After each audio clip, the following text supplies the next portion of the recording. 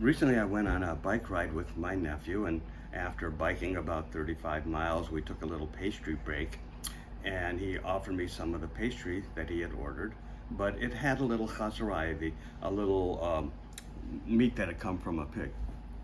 And so I wouldn't eat it, and he came out with, oh, that's old-fashioned. We now know if you cook the meat, you sterilize it, and there's no more bad germs in there, and so there's no reason not to eat it. And so I said, well, kosher's a little deeper than just that. We start off being told in Garden of Eden, I give you all the fruits and veggies to eat. Why? Because being a vegetarian is spiritually ennobling. It's the most spiritually ennobling diet. As we're wandering around in the desert, we get bored with eating manna. And the Jewish people tell Moses, we want to eat meat. And Moses says, I'll have to ask God about that one. So he says, Houston, we have a problem. And God says, what's it this time? And Moses says, they really, really want to eat meat. And God said, didn't you explain to them that being a vegetarian is spiritually ennobling? He said, I tried. Didn't work. They really, really want to eat meat? It's a double really. Okay, leaders need followers. So tell them I'll let them have some meat, but it's going to be very, very restricted. First and foremost, the animal has to be vegetarian.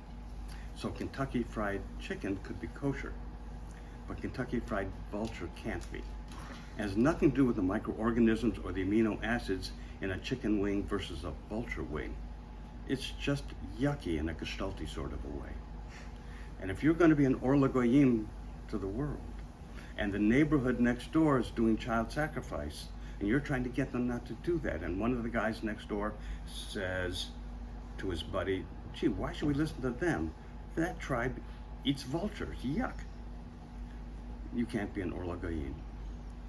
It'd be lousy public relations. Second, I'll let you have the meat, the carcass, but not the essence of the animal. Back then, the essence of an animal was in the heart and blood, not the brain. And that's where we get salting meat. To make it kosher, you're salting out the blood, the essence of the animal. And third, I want your mantra to be l'chaim. I want you to put life on a pedestal. And the way you do that symbolically is to separate it from the symbol of death, which is meat. So I want you to separate life and death symbolically, and therefore you can't have a cheeseburger. Now it came up in the Talmud, well, what about chicken parmesan? And Rabbi Yossi there said, gee, maybe chickens don't feed baby chickens milk like mammals do. Now he's outvoted. The majority say true, but it'd be too confusing. So we're going to categorize chicken as meat. Question didn't come up, what about going to McDonald's and getting a fish sandwich? They put a piece of cheese on that. They decided fish wasn't going to be confusing. So you can have a piece of cheese on fish. It's parva.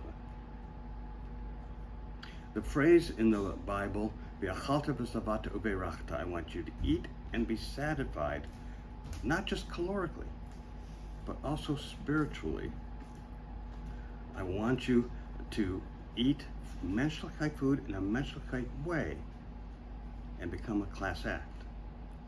So what does that have to do with not eating pigs? There are some things that are very intrinsically symbolic. An example would be a Nazi flag. Yes, it comes from an Indian symbol of a goddess or something with the hands going the other way. But it's become so symbolic of what it has come to mean that where it comes from becomes essentially irrelevant. The same thing with eating chazarai, a pig. It's become so symbolic that where it actually comes from becomes essentially irrelevant. Shabbat Shalom.